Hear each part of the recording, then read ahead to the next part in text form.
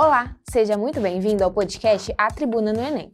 Eu sou a Ana Carolina Carnelli, repórter multimídia da Rede Tribuna. E aqui você acompanha uma série de entrevistas com professores que vão te ajudar a se preparar para o Enem 2025. Além disso, todas as terças e quintas, o jornal A Tribuna publica simulados com questões de anos anteriores que vão te ajudar a se preparar para essa reta final.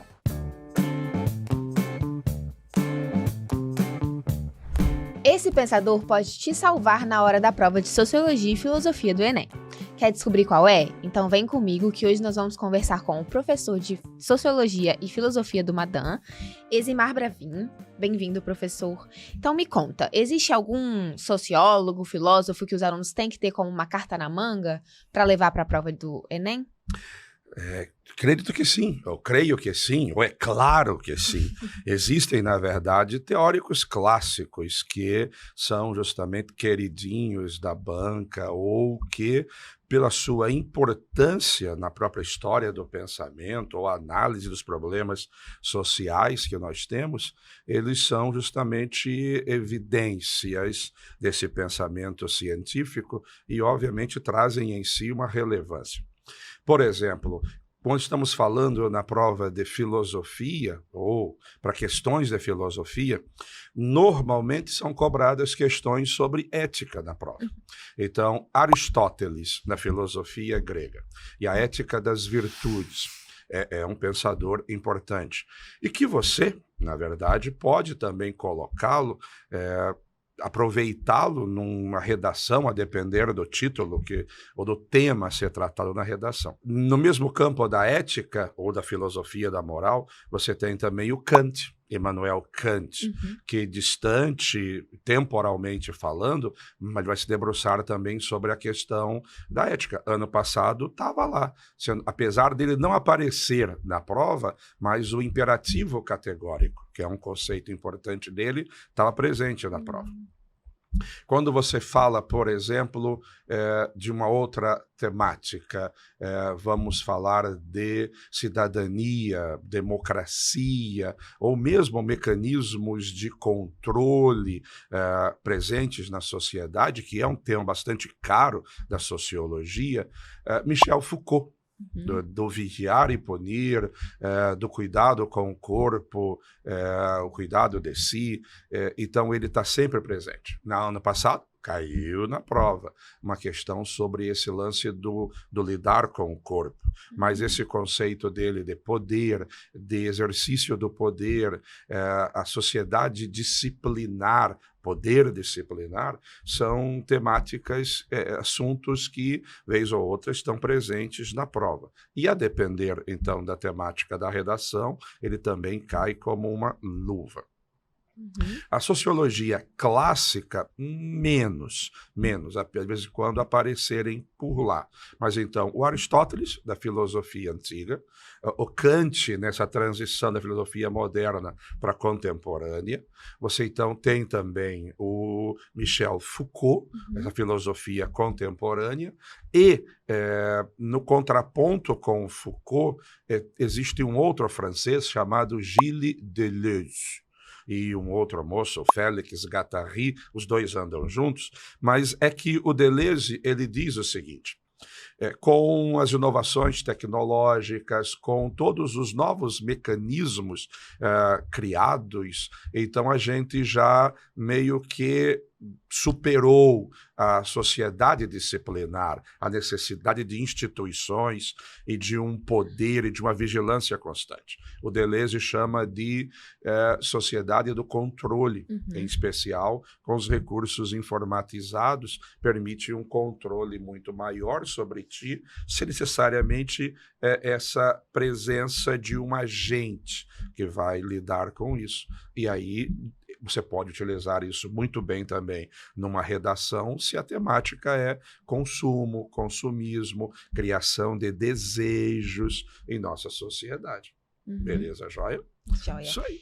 E o que os alunos podem esperar, no geral, da prova de Sociologia e Filosofia? É interessante que nos últimos anos uma situação assim, a chamada interdisciplinaridade mais bem exercitada na prova do Enem, ela se dá na prova de ciências humanas e sociais aplicadas. Então, se você pegar a prova do ano passado, por exemplo, tirando as questões de geografia que lidam com gráficos, fluxogramas, pluviogramas e lidam com essas questões de relevo, de ocupação do espaço artificialmente, como Dubai, esses negócios, a maior parte das questões da prova, elas se dão no nível interdisciplinar, ou com a característica interdisciplinar. Então, as questões de história, elas são perpassadas pela cultura, aspectos culturais, tipo patrimônio cultural, mudanças, rupturas. A prova de história também é muito marcada por isso. Então, às vezes, é até difícil você, na verdade, separar muito claramente esses conteúdos, o que é a história e o que é a sociologia. A filosofia é até um pouco mais fácil, mas é difícil caminhar por aí. Mas eu sugiro o seguinte, uma temática que tem sido bastante presente na prova é com relação à cultura. Então, identidade cultural, diversidade cultural, patrimônio cultural, material e imaterial. Vocês provavelmente devam se recordar de uma questão clássica cobrada na prova, cuja resposta era paneleiras, panela de barro, goiabeiras, Vitória e Espírito Santo, que diz respeito ao patrimônio cultural, material e imaterial, que estava na prova do ano passado, essa temática. Então, cultura é um assunto que precisa ser dominado por aquele que vai fazer essa prova. Cidadania, democracia, movimentos sociais, então como que a sociedade se mobiliza, como que então novos direitos, a luta por novos direitos vai se dando, conquistas que são realizadas. Então isso também é uma temática bastante cara a prova do Enem. Está lá prevista nas habilidades e competências, então você pode ter certeza que isso vai ser cobrado e isso é necessário, então, você baixar na prova tendo isso bem claro na sua cabeça. Então, cultura, democracia e cultura nas suas várias manifestações do patrimônio cultural, material e imaterial, cidadania, democracia e movimentos sociais. Desses temas, assim, são aproximadamente 5 a 6 questões, né, dentro da prova, só de sociologia e de filosofia? Me permita, por favor. Claro. Eu juro que eu fiz uma colinha aqui, eu peguei a prova do ano passado, como eu disse para ti, tá vendo? Ó, tirando a interdisciplinariedade. É assustadora. E tirando justamente uma outra questão, geografia, uma outra questãozinha que trabalha, e outras tantas nessa interdisciplinaridade. Então, você vai verificar, obviamente, que é difícil a gente separar isso com uma clareza, mas movimentos sociais, feminismo, movimento social, empoderamento feminino, democracia, cidadania, controle social, essa questão tinha o Foucault na conversa, essa dicotomia corpo e alma, característica lá do pensamento desde Platão chegando até o começo da Idade Moderna. Então é meio complicado fazer essa separação, mas como eu disse, a temática maior, cultura, por exemplo, perpassa a maior parte dessas questões, mesmo quando você pega a geografia e a questão do espaço, por exemplo, da relação do indivíduo com o espaço, igual tem caído nas questões por aí afora, no Enem, por exemplo, uma do 2022 ou 23, que tinha lá uma espécie de lencinho bordado, e aí sertão é igual avó, não sei, essa relação do sujeito com o espaço onde ele vive também é uma situação bastante cara a essa prova. Então, dessa forma, então, você contar aqui, vai muito mais do que 5 ou 6 questões para sociologia.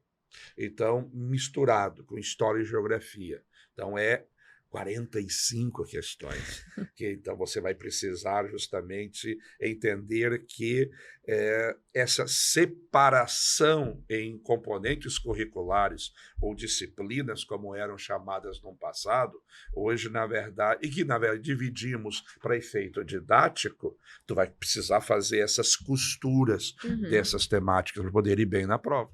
E existe alguma temática, assim, que seja um bicho de 7 cabeças para os alunos, que eles têm medo que caia? Eu digo o seguinte, tem um assunto de filosofia que deu problema para os guris no ano passado, e estava na prova desse ano passado também, que é a filosofia da linguagem, que ela tende justamente a analisar essas possibilidades da linguagem e a construção do conhecimento. E aí, porque na verdade, um assunto que aparece nas apostilas de filosofia, mas pouco.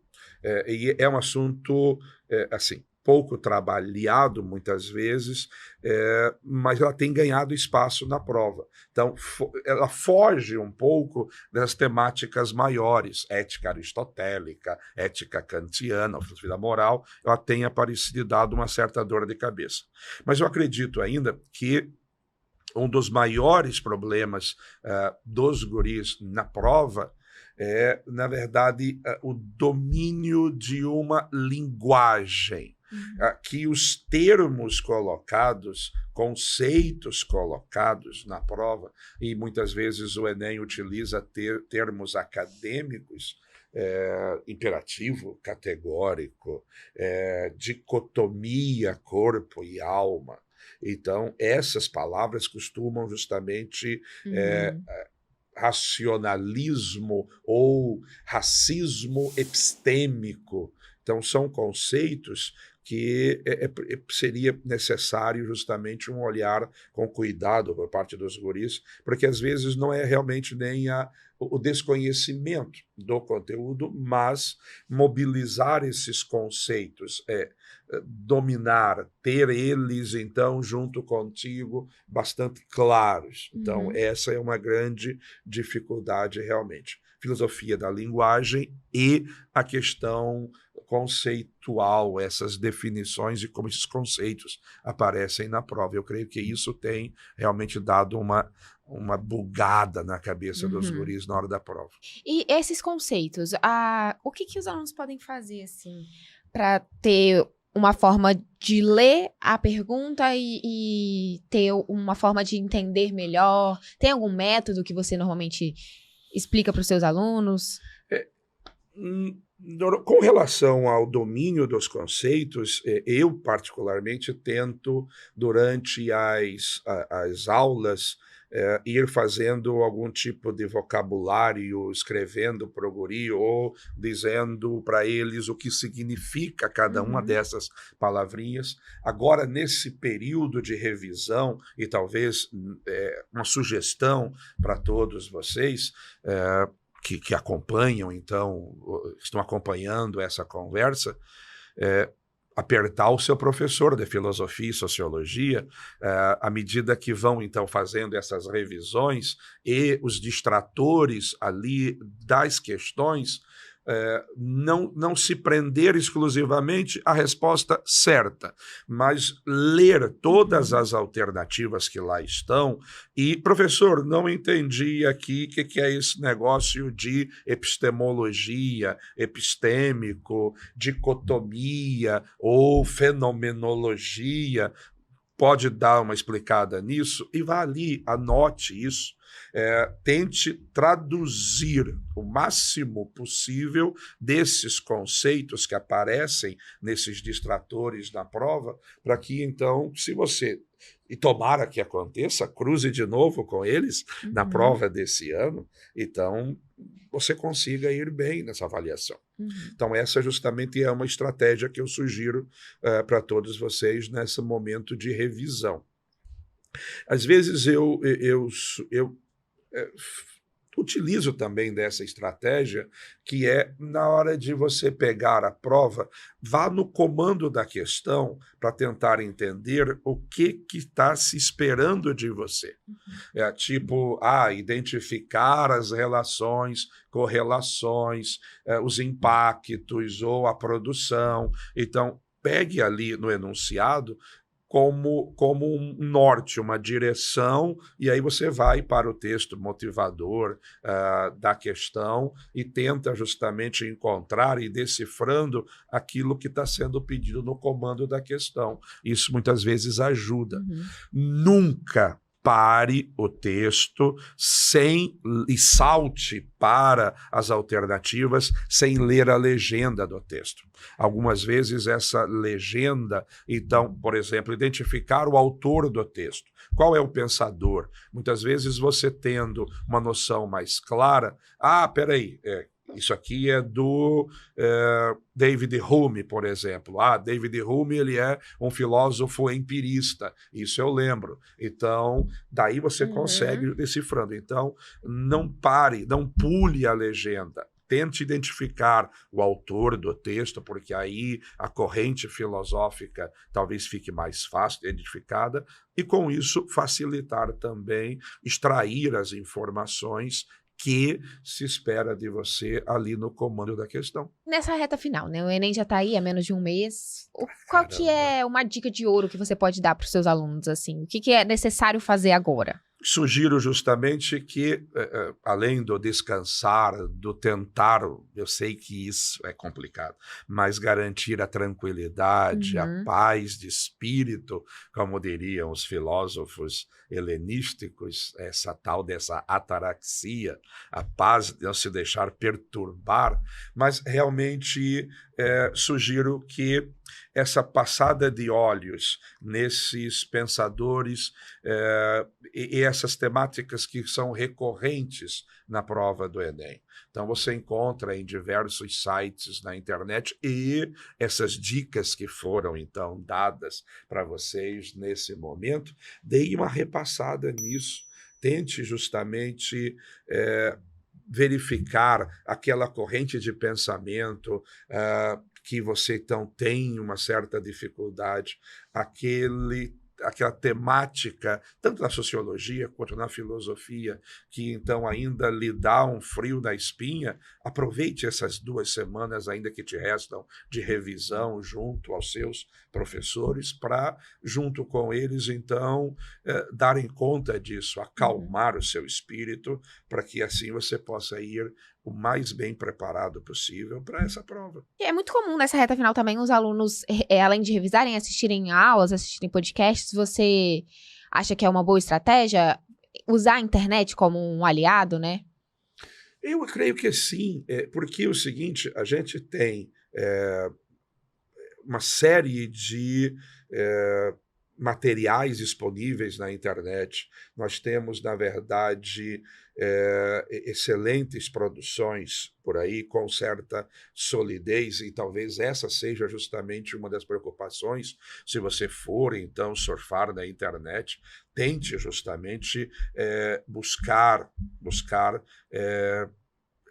conteúdos, informações que tenham justamente um certo respaldado por uma instituição, tal como justamente seja a TV Tribuna e o Madam ou outra situação, mas respaldado, para que você não pegue justamente um aventureiro qualquer que então leu 3 paginazinhas de um livro qualquer e se acha justamente o intelectual, aquele que vai te mostrar então o caminho. Tente justamente buscar esse tipo de conteúdo de qualidade, que aí, como justamente você já tem consolidado, porque durante o ano tu estudou pra caramba, agora justamente essas conversas um pouco mais tranquilas com justamente um desses influenciadores ou materiais ou professores que então estão ali focando um ponto específico que você então tem dúvida, isso sem dúvida alguma, sendo redundante, mas é realmente uma estratégia interessante. você utilizar. E existe alguma outra dica que você quer deixar, então, para os alunos nessa reta final? Ai, caramba! Eu sugiro, justamente, como eu disse, buscar uma tranquilidade, tentar encontrar isso. Eu sei que é difícil, mas, tu se preparou o ano inteiro para esse momento, então não tem, em parte, pelo menos, por que você se desesperar nesse momento.